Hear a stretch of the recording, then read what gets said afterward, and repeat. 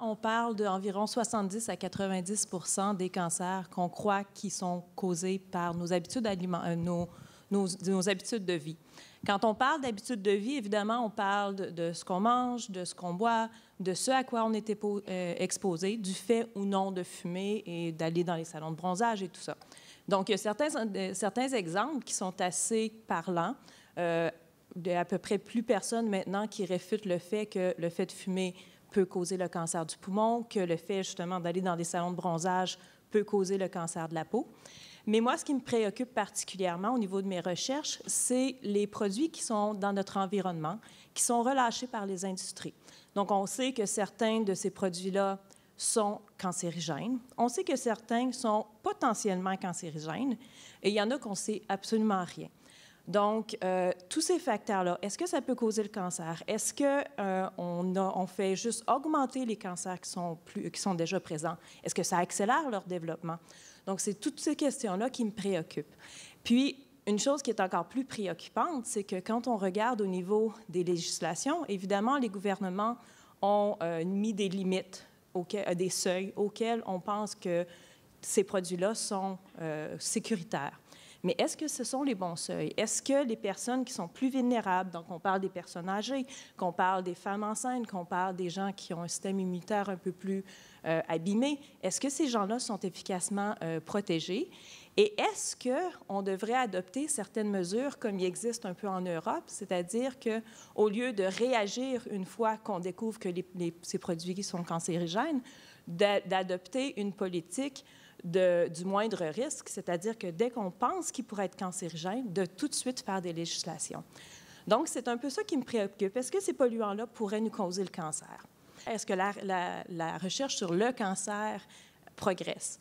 On ne devrait pas dire le cancer, mais bien sûr les cancers. Une des raisons pour lesquelles le cancer est si difficile à guérir, c'est que le cancer n'est pas une maladie, c'est des centaines, des milliers de maladies.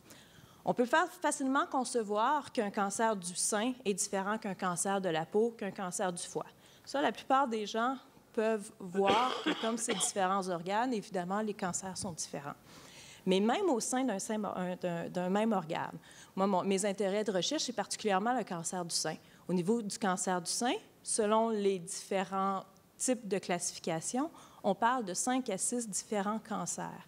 Donc, pourquoi est-ce qu'on a différents cancers comme ça? Ça peut être au niveau des mutations, comme Yves parlait, ça peut être au niveau de la façon dont le cancer se développe, mais au niveau de la glande mammaire, par exemple, il y a aussi 5 à 6 différents types de cellules qui composent notre glande mammaire. Est-ce que les cancers viennent de ces différents sous-types de cellules-là? Donc, de plus en plus, on va vers des thérapies ciblées, c'est-à-dire qu'on essaie de comprendre la tumeur, c'est quoi les caractéristiques fondamentales de la tumeur, comment on peut la caractériser et d'adapter les médications en fonction de ces caractéristiques-là. Donc, oui, la recherche avance, elle avance bien. Ça avance lentement parce que ce n'est pas le cancer, mais les cancers, mais les taux de survie sont de mieux en mieux. On parle il y a environ 30 ans, les taux de survie étaient pour la plupart des cancers autour de 30 %. La plupart des cancers, maintenant, sont autour de 70 à 70 % pour les taux de survie. Certains sont pratiquement curables maintenant, donc beaucoup de gens maintenant vivent avec le cancer pour plusieurs années. Et de plus en plus, on s'en va vers ça parce que justement, les médicaments sont de plus en plus efficaces et on détecte effectivement les cancers beaucoup plus tôt. Je vous dirais la meilleure façon de prévenir le cancer, de combattre le cancer, c'est évidemment de le prévenir.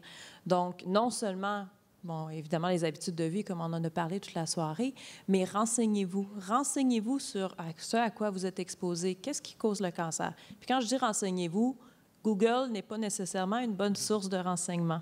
Allez sur des sites reconnus. La Société canadienne de cancer a un excellent site très bien vulgarisé qui va vous expliquer beaucoup de choses, les causes du cancer, la prévention, les traitements, tout ça. C'est très bien vulgarisé. C'est une source qui est fiable. Les statistiques sont là et tout ça. La Fondation du cancer du sein a un site semblable.